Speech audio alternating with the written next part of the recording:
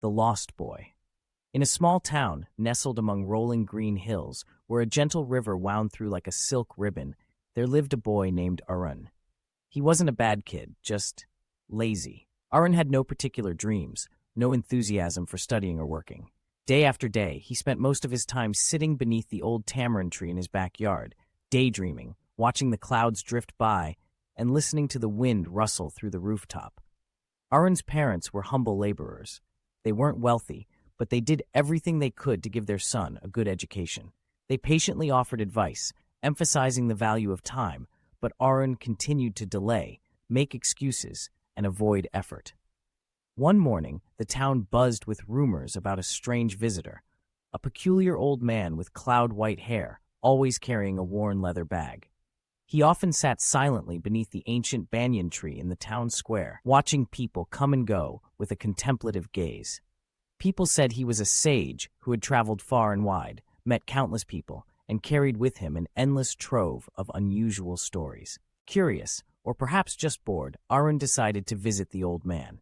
He approached, stood before him, and asked, "Sir, I heard you can help people, understand life better. Is that true?" The old man looked up at Arun, a faint smile playing on his lips. "You don't want to understand life," he replied calmly. "You're just looking for a reason not to change." The words made Arun freeze. It was the first time anyone had seen through him so quickly. I don't know where to begin," Arun admitted. "Everything just feels pointless." The old man said nothing. He opened his leather bag and took out a curious object, a wooden hourglass with two clear glass chambers. Tiny white grains of sand trickled slowly through the narrow neck between them. "Take it," he said, handing it to Arun, "and listen carefully." Arun held the hourglass, sensing a strange stillness surrounding it. The old man continued, "Each grain of sand is a moment in your life. Once it falls, it never returns. Time does not wait, does not show mercy, and it favors no one. The more you waste, the more it robs you of chances you never even knew you had." Arun stared at the falling grains. Each one seemed to land inside his mind, slowly breaking through the fog that had clouded his heart for so long. "Then what should I do so I don't waste any more of it?" Arun asked, sincerely, for the first time. "Start with something small," the man replied. "Clean your room. It sounds boring, doesn't it? But clarity in your space leads to clarity in your mind." Arun went home, and just as the old man had said, he began with tidying his room. Every book shelved, every useless paper thrown away felt like a small step toward order and self-control. Then came a schedule. He set time for studying, reading, helping his mother cook, and taking morning walks with his father. The first week was brutal, but gradually his body adjusted. His mind resisted less. The long, aimless days of the past began to fade, replaced by hours with purpose. Arun started reading books he used to ignore. He took notes, asked questions, and sometimes returned to the banyan tree to discuss with the old man. The sage always listened without judgment, offering only brief questions that left Arun pondering for hours. Over time, Arun didn't just change his habits, he changed the way he saw himself.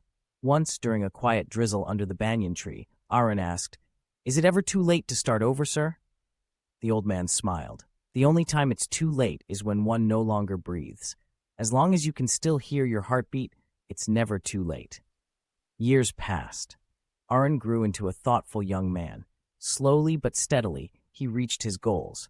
He studied, worked, and eventually opened a small vocational center in his hometown.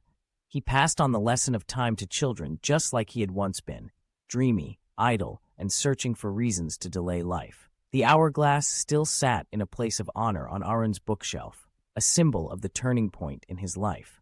As for the old man, one day, he simply left the town, just as quietly as he had arrived. No one knew his real name, no one knew where he came from, but what he left behind lived on, in memories and actions of those he had touched, like Arun. The final lesson. Time isn't something we can hold on to, yet it's the most precious thing we will ever possess. Life waits for no one. Every lazy choice, every moment of procrastination is a grain of sand fallen, never to be recovered. But if we pause, look at the hourglass of our lives, and begin right now, then the future is still there, waiting for us to walk toward it.